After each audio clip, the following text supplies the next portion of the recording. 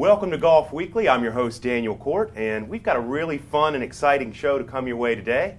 We are talking the Masters. In fact, we're going to devote our entire 30 minutes today to the Masters tournament. They call it a tradition unlike any other, and we are just 1 week away. Joining me to help me with this is my regular team of sponsorship partners. To my far left, Mr. Keith Bach with the Island Golf School. Welcome, Keith. Welcome, thank you. Lisa Dahlstrom with the Heritage Golf Collection. Thank you. Good to have you back. And Skip James with the Westin Hilton Head Island Resort and Spa. Perfect. Great to be back. Good to have you guys. As I said, if you're a golfer, it's a golf enthusiast like I am and my panel here, this is sort of like being a little kid at Christmas. It's spring has just sprung, the azaleas are out, and it's got to be Masters time. So we're going to, like I said, we're going to have a little fun. There's probably never been a more exciting build-up going into Augusta than there is this year. You've got the front runners, who are obviously Tiger coming off a win this past week at Bay Hill. You've got Rory McIlroy, number 2 in the world, who was just surpassed again by Luke Donald, both who have just won in the last month, and Phil Mickelson, who won at Pebble Beach about 2 months ago. Guys, Can there be any more exciting build-up when you talk about just those 4 players in and of themselves? Keith? Well, you left off my buddy Freddie Couples. Fred Couples. He won the Champions Tour. There you and go. that's who is my pick to win at Augusta. Every year, basically, I'd choose him. Well, I think I heard on the Golf Channel this morning that Fred has 11 top 10s at Augusta and a victory in 92. Yes. That's a pretty good record. Yes. So getting back to that, we're going to, each of the panelists, we decided we were going to what? Pick 4 players? Mm-hmm. So let's all pick 4 players and kind of see where we are and see if we can figure out who's going to win this thing. But Keith, let's start with you. Let's pick 4 players and tell us a little bit why you think those guys are going to do well. My top 4, number 1, I'd love to see Freddie Couples win. I think Freddie Couples is probably the favorite there at Augusta, and every year he does well, like you said. He's coming off a big win, and I think if he was in the lead, everyone would be pulling for him, which is really special.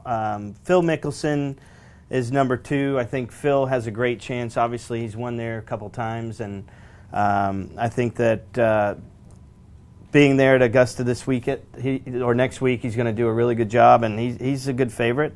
And Stricker, I think Stricker. He's a great player. He's a great putter, and you have to be a good putter to play on those greens. And I think that he's got a great chance. And then my young gun is Bill Haas. I think Bill has a great chance. He's playing well, and he's good under pressure. He's already won. He's been in that environment and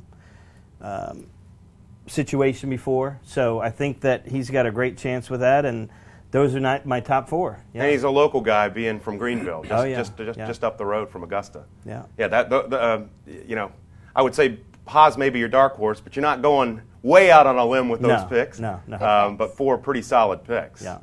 I think so. We'll have to wait and see. Lisa, what about you? Well, I have Steve Stricker. Being from Wisconsin, I wanted to go with a hometown favorite, so I have Steve. He's coming off a win back in January, and he's had 3 top 10 finishes this year.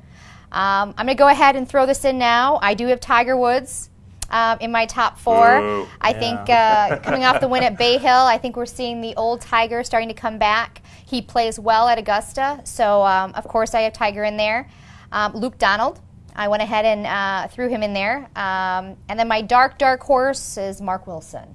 Wow. Dark we horse. play a lot of really these dark. a lot of these pools, and sometimes you just have to go with. Did you say Mark Wilson or Dark Wilson? Dark Wilson. But yeah, no, I think I got 4 good picks, but I'm rooting for Steve Stricker this year.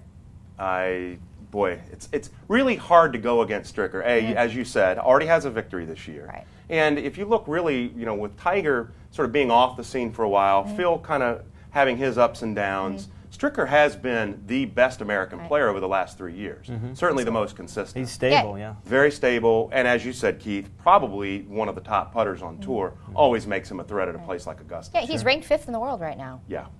All right, Mr. Coconuts, what about you? What do you think? Well, these are long shots, but these are personal picks, and I, too, have a hometown favorite, David Toms. Also, two alma mater favorites, Scott Verplank and Hunter Mahan, both Oklahoma State grads. Wow, Cowboys. And then the guy that's super talented that just needs 4 rounds together, and that's Bubba Watson. Wow. And he's got the talent. He's, he's always has a round or two that he puts together, and today might be, or in 2 weeks might be the time that he puts it together, 4 rounds. And let's face it, anyway, this is the Masters is really the warm up to RBC Heritage. Right. So all these guys are gearing up for Heritage this year. I think so. I don't think any of them are quite thinking about the Heritage just yet. They've got some green on their mind and a little tartan maybe in the back of their mind. That's But right. Great picks, guys. I mean, I think every one of those, with the exception of Dark Wilson, I would agree with. What are you for? You never know. But we're getting ready to head to break. But real quickly, I'll give you mine. I like Fred Couples too. Good. Good. Again, his record at Augusta is impeccable. Yeah. He does have the win in '92, and coming off of a victory where he had to birdie the last hole in Mississippi last week. You got to love Freddie coming into Augusta. He's still as long as these young guns, and he's got the touch, and he certainly knows the place. Oh, sure. Love Rory. No one mentioned Rory.